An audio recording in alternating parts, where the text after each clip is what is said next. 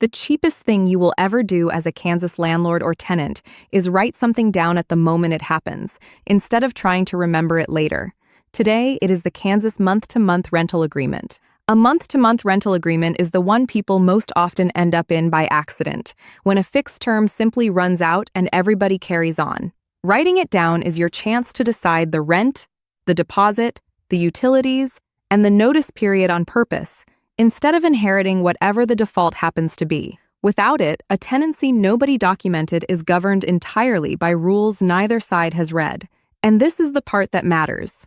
The deadlines, the notice periods, and the wording that actually count are set by Kansas law, not by a generic national template. The version on our site is built for Kansas, and the page walks you through the Kansas rules that apply to it. Fill it in on the page, press generate, and you get a clean, dated PDF you can print, sign, or email in about a minute. No account, no watermark, no charge. Do me a favor, like the video, subscribe to the channel, and go get the form itself at tenantscreeningbackgroundcheck.com. It costs nothing.